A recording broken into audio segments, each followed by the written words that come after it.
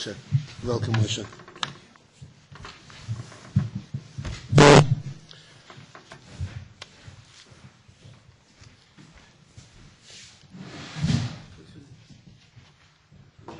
Okay. So, on this occasion, on Tuesday,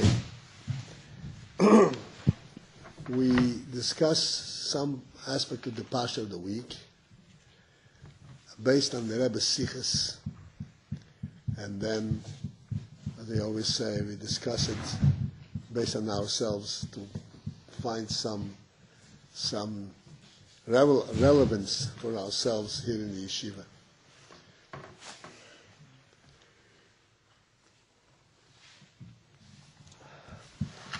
This Pasha is Pasha Noach. Everybody knows that. It's always a little bit, you feel like a loss, because Bereishis is an extremely rich Pasha. So much to learn in Bereishis. And yet, there's hardly any time to learn it. This year we had approximately 5 hours to learn the whole Pasha Bereishis. So, well, that's how it is, be that as it may. We are in Noach, and therefore the Pashas Noach is timely. It's for us today in the time.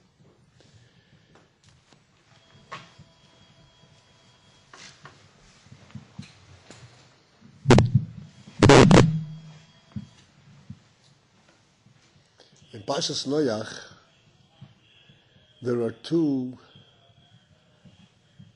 instances in the Torah where there is what we would call a blatant teaching, an open teaching for us. In one is when Noach was told that he should build the ark, and into the ark he should gather all the various animals for survival for after the desert, after the flood. And there, the Rebbe makes a distinction. He says the kosher animals and the non-kosher animals. And the reference over there in terms of kosher and non-kosher is the word tohira. Tohar means pure, and loy tohira, which is not pure. In Lashon HaKodesh, there is the word that is opposite of tohir, which is tomei, impure. And yet the Torah does not use the word directly, impure, and instead uses a longer expression, says that which is not tohir. Instead of saying tohir and the other word which is not tohir, but actually going through creating a whole sentence, so to speak, a whole phrase out of it, which is not tohir. And this is a kind of significant thing, because the Torah, we know, is very careful. The brevity in the Torah is amazing. There's not a single extra letter. And yet here, the Torah goes on and makes a whole phrase where it could be used just a single word. And the Gemara says that this is a teaching, that if one should abstain, should refrain from using not nice language. To refer directly to something that is impure is not a nice language, not a nice word. Even though he is talking about something which is in fact not pure. But it is important that we keep our own tongue, so to speak, our own expressions on a pure level, even when we talk about something which is not pure. Because everything that a person comes in contact with, something that a person expresses, a word, or a person sees something, even if this is something nothing to do with him, that leaves an impression on the person. And we should be careful not to allow negative things to to come in contact with us or be in that vicinity, not to be impressed by it.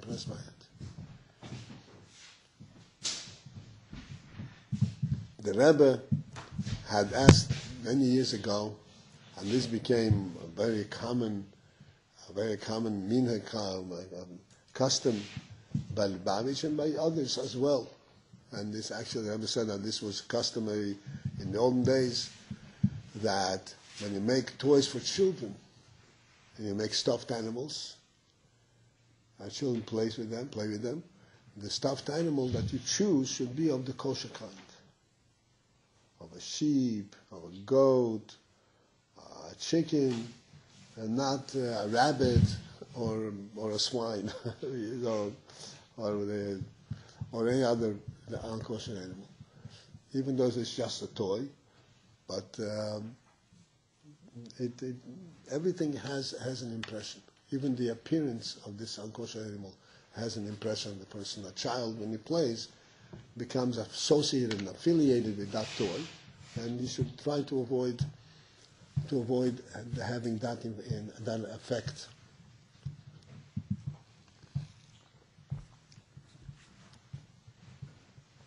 Then there is a further down, after the flood, the Torah tells us, this is, today is Tuesday, right, it'll probably be in tomorrow's Parsha. This is historically, so to speak, a very significant episode. After the flood, when Noach came out of the ark, and he planted a vineyard, grapes. And from those grapes, he squeezed out and he made wine.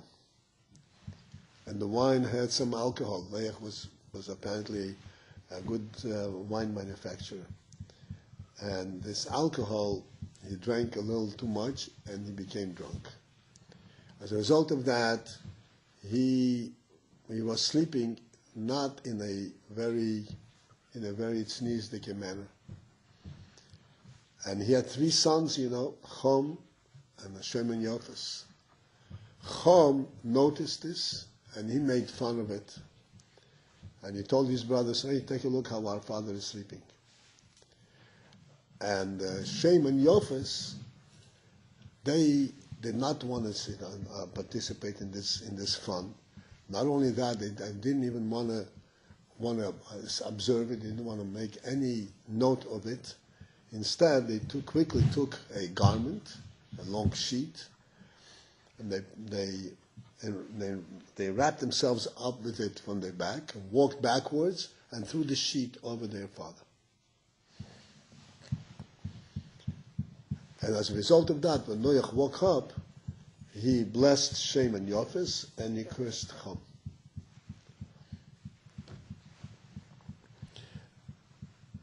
In relating this episode, the Torah says, it seems to be a repetitive thing, and this is what the Rebbe focuses on.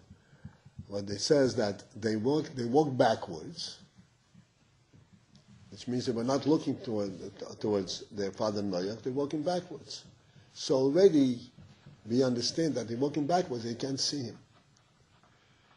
And then the Torah says that and they didn't see him. It seems to be a clear implication. If they walk backwards, they can't see him. And why did the Torah say specifically, and they did not see him? They didn't see their father in that compromised state. So the Rebbe asked this question: what is the teaching in this repetition, seemingly? Everyone understand what I'm saying, the words? Yeah, you understand? Mm-hmm. Not exactly? Not exactly. Yeah. Can you explain? Which one? What? Not the words. Give me the sentence. Give me the point, the question.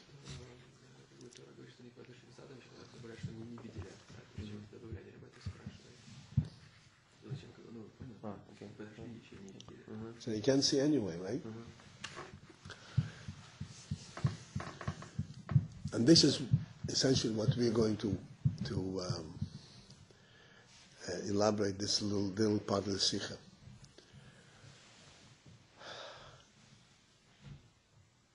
The Baal Shem Tov said, this is the Rebbe's Sikha, the Baal Shem Tov says,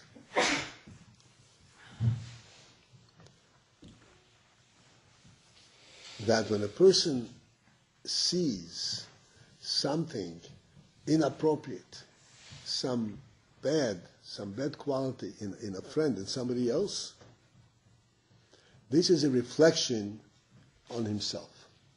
It's like looking at a mirror. What the Baal Shem Tov says. If you see somebody, you see somebody doing something inappropriate and you notice it, the reason you notice it is because you yourself have that same shortcoming. It's like a mirror to the person. And the Rebbe asks an obvious question. What do you mean it's a mirror to the person? The other person is doing something wrong. So why, if it were not a mirror, you wouldn't see it. He's in fact doing something wrong. And then moreover, it's obligatory for us to be responsible for each other. If you see someone making a mistake, doing something wrong, you should notice it and reprimand him and teach him and tell him the right thing, what to do, and correct him.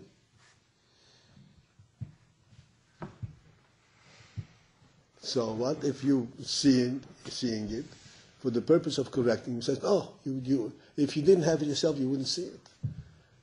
How can you say that?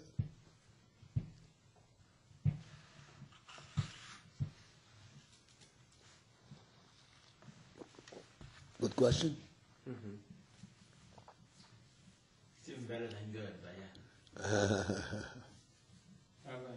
Yeah. So then you're really like reprimanding yourself, because you see what's. What if you don't have that shortcoming? Right. I mean, is it such a blatant rule that if any chisronos that somebody has, you have to have, In a subtle form. and otherwise you can't notice it? It's a very simple question, a very clear question. You know, it really, what does it mean? And this is the voice from Baal Shem Tov.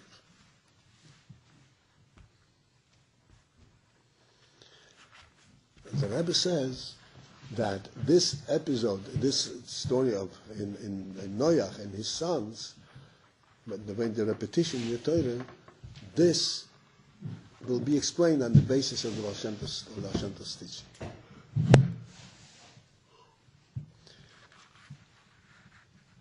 When you see something on someone, something negative, something inappropriate, there are two ways of observing it.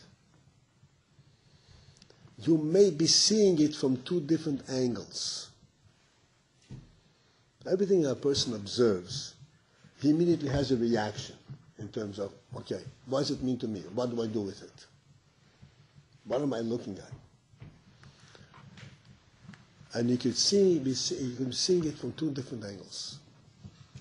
You can be seeing it, what is my responsibility towards this person? Why do I correct him? You can be seeing it, this is ugly. This is not nice. And this is what Baal Shem Tov is saying. If you see it from the perspective, from the angle of what is my responsibility to my friend, then that is fulfilling your duties, your responsibility. But then you're not seeing it from the angle that it's ugly. You see it from the angle of your responsibility towards the other person. And it does not create any kind of animosity, any kind of ugly feelings, and it does not impress you on the ugly side. Like, yeah, the impression is, what is my responsibility? How do I help? How do I correct this person? If, on the other hand, you notice the ugliness of it, the reason you notice the ugliness of it is because it connects to some latent, hidden impurity that is in your own soul.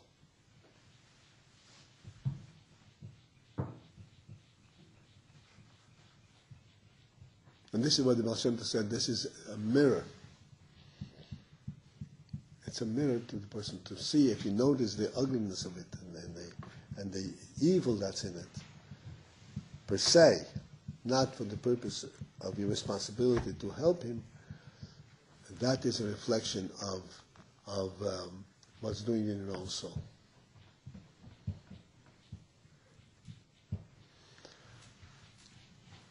And this is what the Torah is saying regarding Shem and Yafes. They walk backwards. So physically, they did not see Noah because he was walking backwards. But then the Torah adds another point. Not only did they not see it physically because he was walking backwards, they did not contemplate. Consider, yeah. They not contemplate the inappropriateness, the embarrassment, the ugliness that Chom was talking about. They didn't see the evil. They only knew one thing: what they have to do. They have to walk backwards and cover him. They did not see any negativity in it from that angle. As a result of that, they got the blessings for all times, for all generations.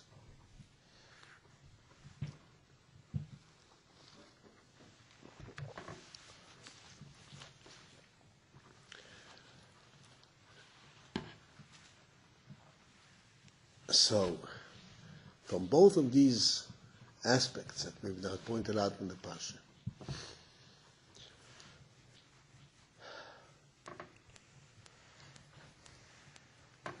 just as this Noach, the Pasha of Noach, and the Pasha, the episode that we're talking about, is right after the Mabul, right after the flood. The world was destroyed and a new world was being rebuilt. Start from scratch. And right away, when you build a new world, you have to be, there's a clear distinction how you build it. Like Chom, or like Shem and Yafes.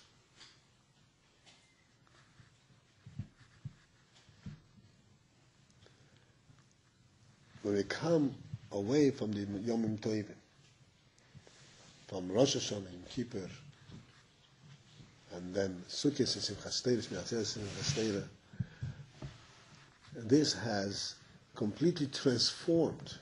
We had Rosh Hashanah and Kippur is like a cleansing. We cleaned everything up from the previous years, like the marble that washed everything away. Yeah, we came out completely pure. And then we celebrated and we said L'chaim, just like Noach Lahavdo. We came out of the table and we went all out with wine and whiskey and whatnot. We rejoiced, Baruch Hashem, and that inaugurated the new year. Coming into this new year, we have to understand, in order for us to be blessed, have a successful year, we have to approach it with purity.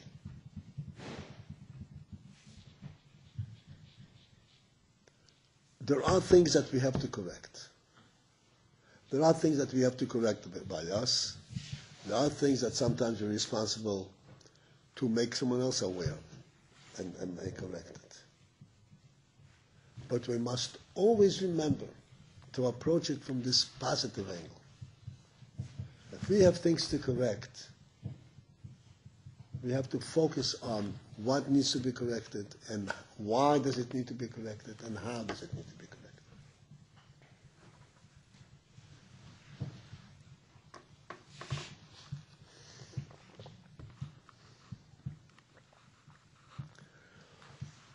The one very important principle when you start off a new year. And you still didn't get into, so to speak, into the routine and into the infighting.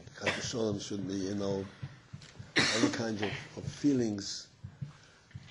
We have to have a pure approach. One principle in the pure approach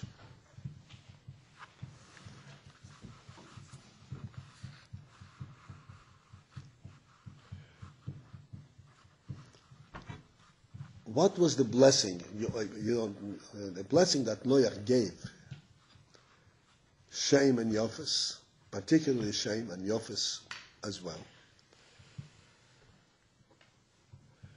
The blessing that he gave them is that he blessed Shem that he should be successful in housing Hashem in his home, in his place. Yishkim b'yohel Hashem. That Hashem should rest b'yohel Hashem in the tents of Shem. Chom, he cursed, and what was the curse? That he will be a slave. What is the principal difference? The principal difference is Shem, he set up his life, that his life is based on his relationship with Hashem, with God. Chom and Yefes in a modified way, similarly.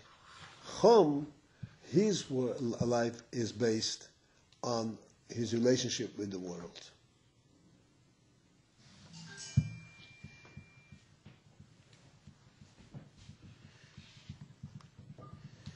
What is the difference between a free person and an Eved?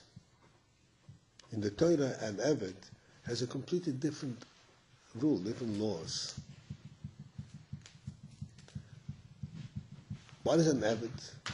An Eved, also lives like a human being. He eats and he sleeps, and he does work. And a human being, a free person, also has to eat and sleep and work. What is the difference? What is the principal difference? The principal difference is that a free person does everything in service of God. The Eved does everything in service of a human master.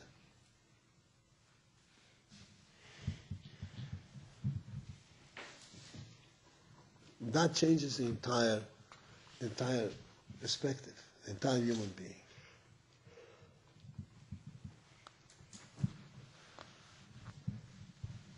When we begin our year, begin to start learning about good and bad, right and wrong, and we start learning Gemara and so forth, and we start interacting with our friends, and we see all kinds of different things, and we can't stand why this one is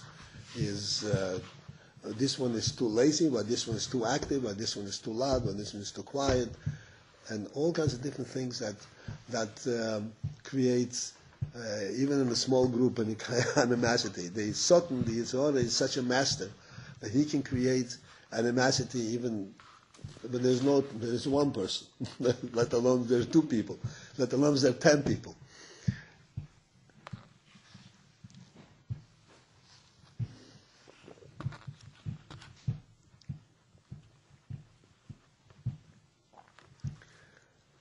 The one thing to remember, to counter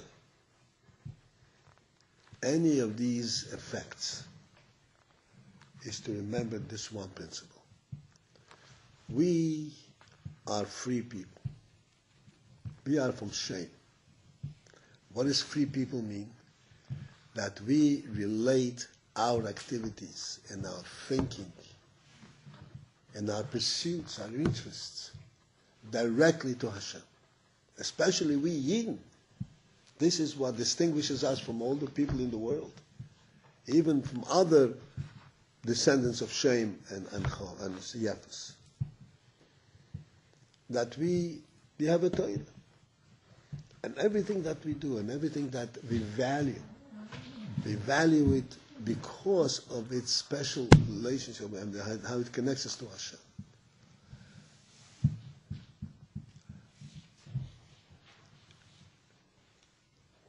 So that if we see something inappropriate, we immediately should and judge it. And if it's inappropriate only in line, from the perspective, from the view, that this becomes something which is offensive, not to us, which is offensive to Hashem.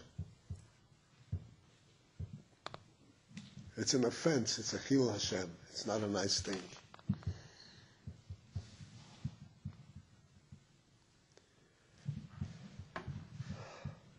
So if we approach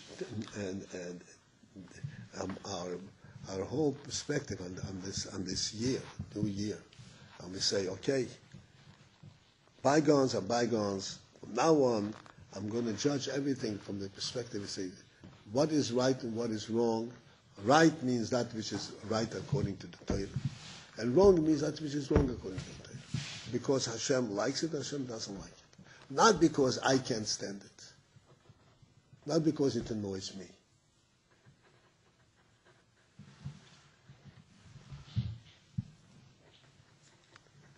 That way,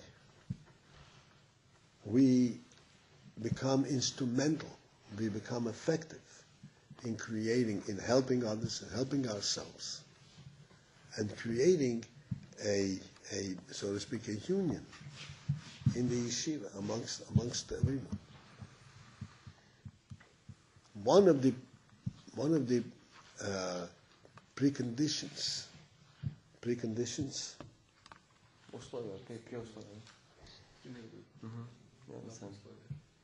One of the preconditions of reprimanding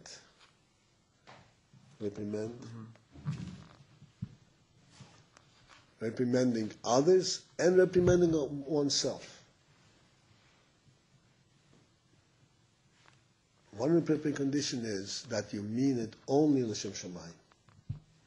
You mean it only l'kavod shamayim. The Alter Rebbe explains the following in Tanya. He explains like this. A Beinani, you know what the Beinani, I'm sure. In the Bavitcher Yeshiva, you may not know Bereishis Bara Elokim, but you'll certainly know what a Beinani is.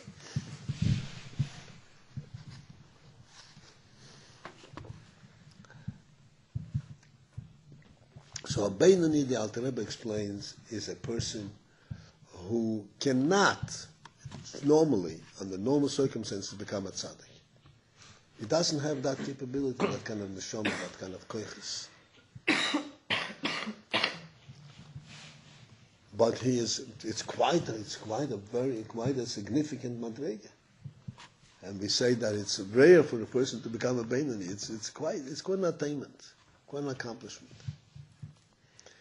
And yet the Alter Rebbe speaks about a Beinani, the whole time he speaks about a Beinani. And he says, this Beinani, he feels dejected, unhappy. Be'atzvus. The fact that he has machshavas oros, he has bad thoughts that disturb him from davening. In the middle of davening, something comes up in his mind that doesn't belong to him. And he's dejected, he's be'atzvus. Or whatever other things that are part, so to speak, of the life of the Beinani.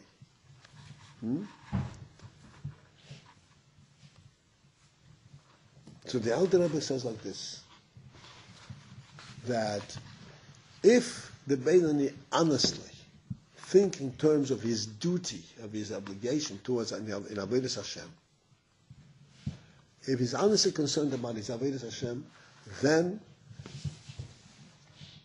the fact that he is putting up a fight, the fact that he is distracting his thought from this bad thought. His thought came in and he distracting it, and he doesn't pursue it. And he concentrates more strongly on the davening and the learning, and so forth, despite the fact that that this thought came in. That is his avodah. And thereby he is doing Kiddush Hashem Shemayim, he is really accomplishing enormously. And then the Alter Rebbe says, if he continues to feel badly, the fact that he has such a bad thought, then it's actually questionable whether this whole thought is L'Shem Shamayim. Then he is just concerned about that he is not a perfect person. There's two different elements. To think, am I a perfect person? Or am I doing Avodas Hashem properly? You understand what I'm saying? Our aim is not to be perfect people. Our aim is to do Avodas Hashem. And if we do Avodas Hashem, then we approach things in totally differently. We don't get turned off. We get concerned about the other person. We don't give up. We don't get dejected. On the contrary, we notice something that we need to correct. We have the energy. We're energized. We are encouraged. We're inspired to correct it. Rather than become dejected. If we're concerned about our own perfection, then of course it's a completely different purpose. And then we see the imperfection in others, then we see the imperfection in ourselves. And this is what Baal Shem Tov says. Seeing things in others is looking at the mirror of yourself. Because if you were looking at it from the perspective of Avodas Hashem, you would notice the evil. You would notice what needs to be corrected, the positive thing.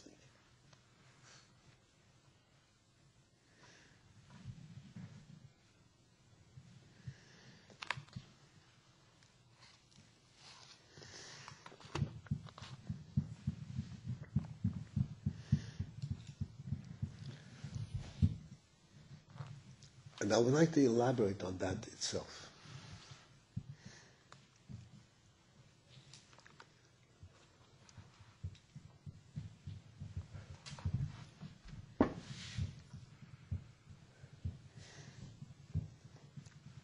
The Gemara, the Mishnah actually, Mishnah Pirkei Avos,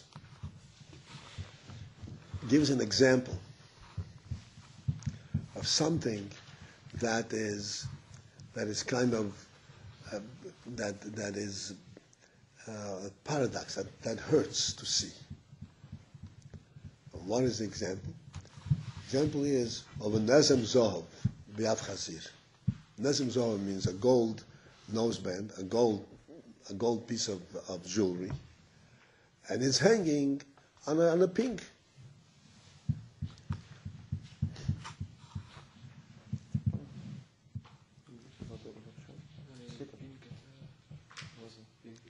A pig, swine. It was a pig, a chazer. Okay. The pig has his nose in all kinds of dirt. That's the nature of the pig. He is looking for dirt, literally, with his nose. You hang up a nezem zohav, a gold jewelry on the nose of a pig. That makes you feel very.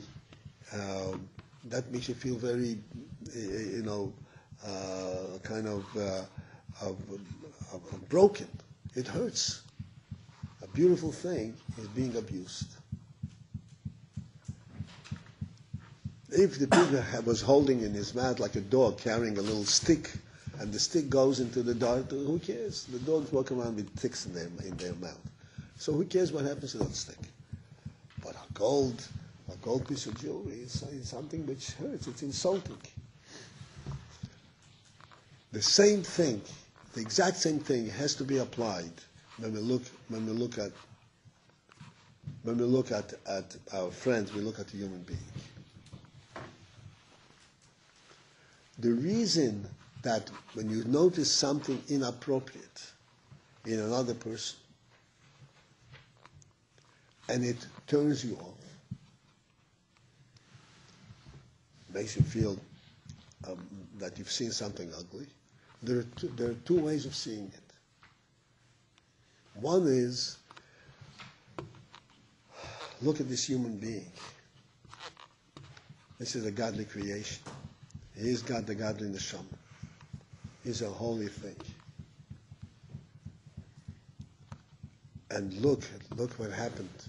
How is it possible that this should become so impure? We have to clean it up. We have to wash them up. You know, the example of this is when you in Russia this was common. Over here it's not so common. You have a drunk lying in the gutter. Huh? So you see a drunk guy bed on check That's a very common, a very common sight. I remember in Moscow, poof, all over the place. But when you see this, you feel bad. It's a human being. He doesn't care because he doesn't have his mind. But you know that his neshama cares. You still see, so to speak, the richness, the human being. The human being doesn't change because he's drunk. And you feel bad that he's being embarrassed like this and so forth. So on the one hand, you could see it from that angle. You know, this is a human being, and it's inappropriate. It's insulting to this human being that he should be in that condition. We have to help him to come out of it. On the other hand, like the Baal Shem Tov says, if you actually see it from the ugly perspective, rather than the pity, the mercy on the human being, then this is a reflection. This is a mirror. You understand? This is a mirror. If we see the ugliness per se, just because it's ugly, not from the perspective of the mercy and the concern about the abuse of the human being and the loss of mind, of intelligence, then clearly it is a reflection of ourselves. Because otherwise, what do you care? If you don't, okay, so he's, okay, let him go. What do you care if he is ugly?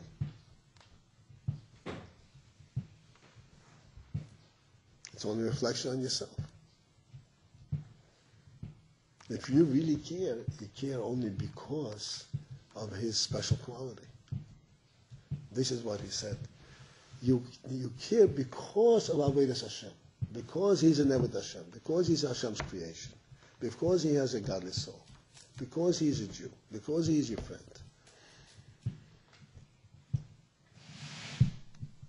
Because he is a prince. Every Yid is a prince. How can that happen? And that's what bothers you. Then you see it only from a positive angle.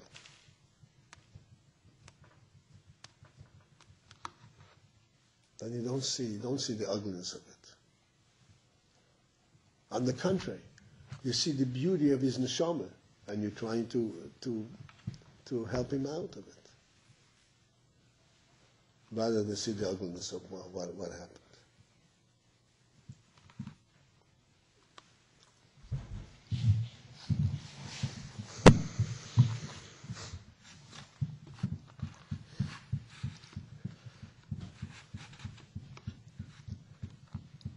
So, as I said, this is the Sikha from Rebbe, basically, and I elaborate a little bit. But in this Sikha, we don't need much to elaborate in terms of translating and finding ourselves in it. This is something which is a direct teaching to ourselves. As a matter of fact, the Rebbe ends with the Sikha.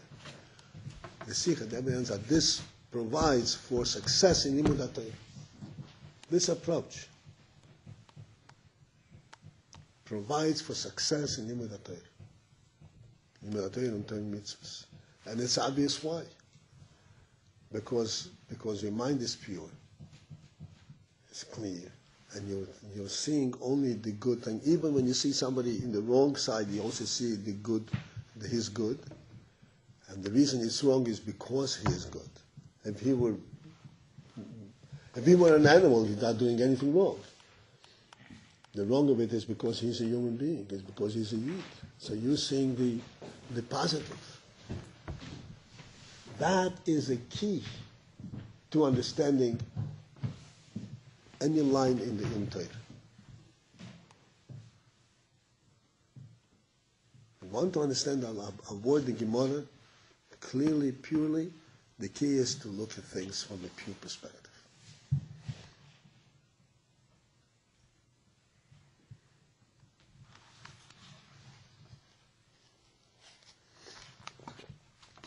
In addition to us over here, as we always point out,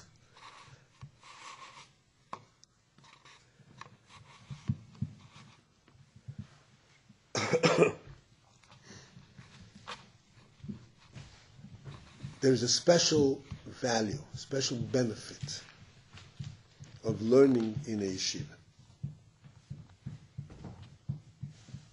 When you sit and learn, you learn with your own mind, you learn from your own book. And if you have a chavas, you have one chavas. What's the advantage of having 10 other or 100 other chavas? There should be 100 other people sitting around you. What's the necessity of that? You're learning by yourselves.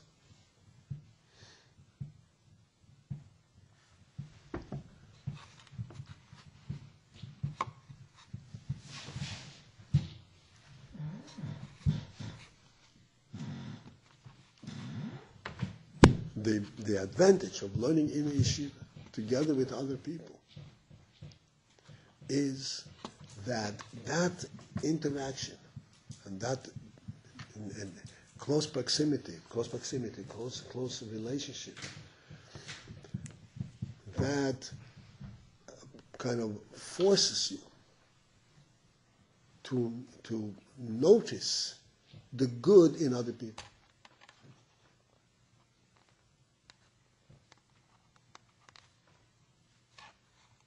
And to notice, and thereby also to learn to see good rather than bad.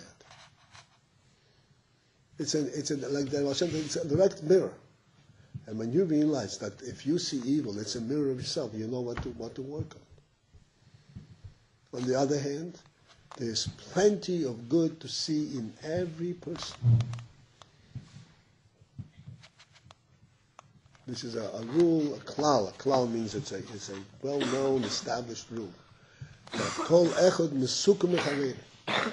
There is not a person that does not have a certain quality that you cannot benefit by observing it. Every person has a positive quality, a positive element. The Rebbe Hashem created many neshamas. Many neshamas. Each Eid has a neshama. And no two are exactly alike.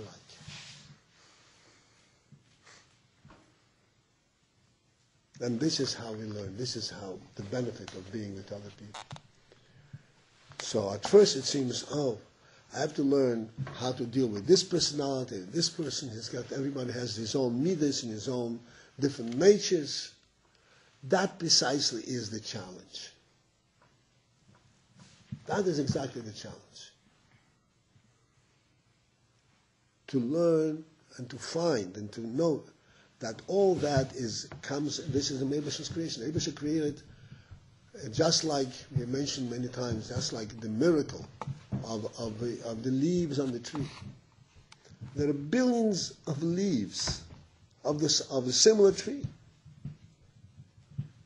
By the billions. No two leaves are identical. It's hard to imagine. No two leaves are identical. What does this tell us? This directly tells us the greatness of our Creator. The infinity that the Rebbe placed right in front of our own eyes. Even though we live in, so to speak, in a finite world, but not really. In this finite world, the Rebbe exposed us to infinity, to His infinity. How much more so is that exposed by seeing the different neshamas, different people.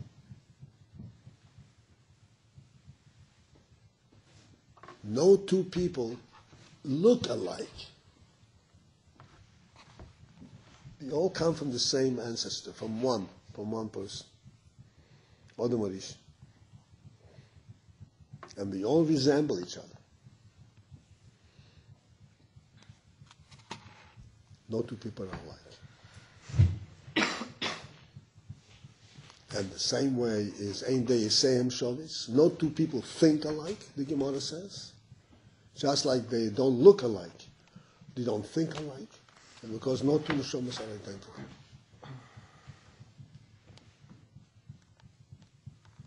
And that is the great benefit, rather than shortcoming. That is the great benefit of being in the yeshiva, being with other people.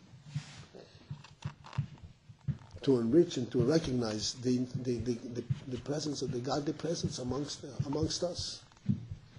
And it has to constantly remind us that what we are here to do in this world, in this life, and what we're here to do in the yeshiva, is to identify the godly element in our lives rather than our own preference. That's totally insignificant.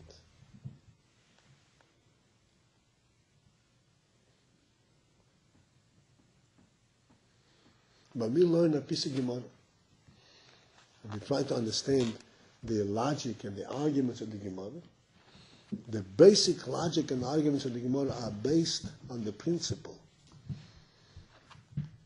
that of the godly justice, not of the human justice, of the godly justice.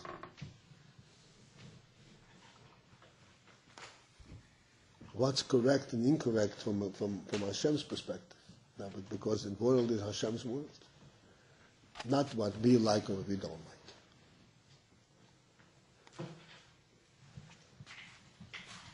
So this is a thought, an insight all on its own. It's a very profound Inyan, which I mentioned to you many times, explaining what the Rambam says right in the beginning of the Rambam. Right in the beginning, and like we said in the beginning, Breishis, the Rambam also begins with the same thing. The Rambam begins by saying that before you come to learn Chochmah, before you come to learn anything, you have to know that there is a primary truth, that there is a first being, there is a creator. And all your wisdom that you're going to learn has to be based on this creator. And if not for that, there is no wisdom. There's no right, there's no wrong, there's no good, there's no bad.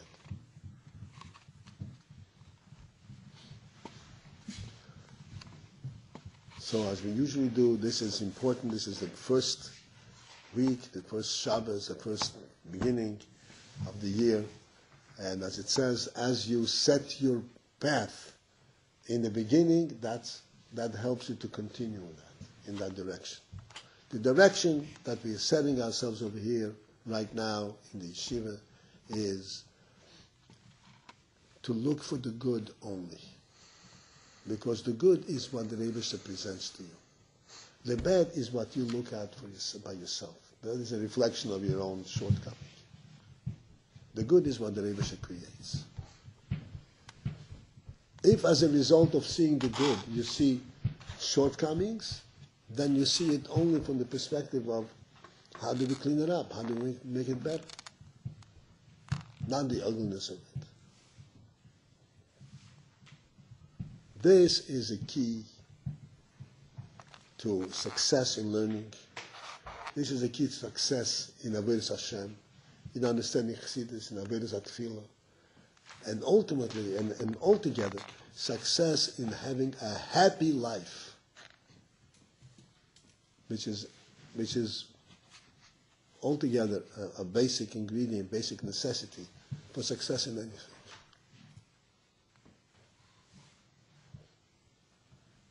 Yivdas Hashem b'simcha, it says in the Pasuk. Yivdas Hashem b'simcha, serve Hashem with joy.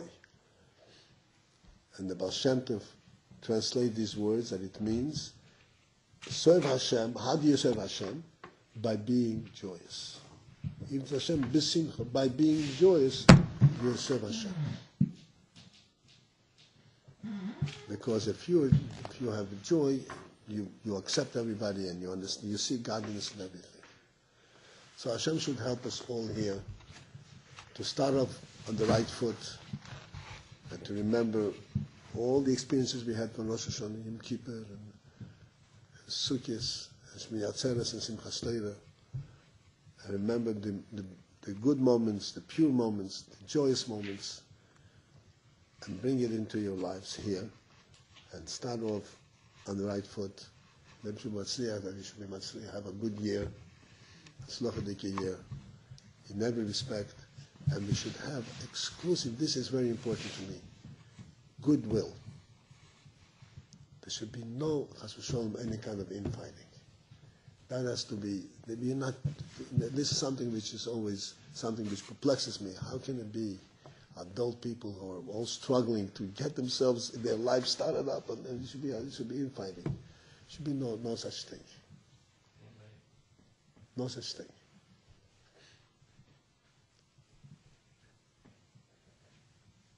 Everyone is looking out only for the best for themselves and for others. And this is the key to success. So have a good year, and we'll continue from here on.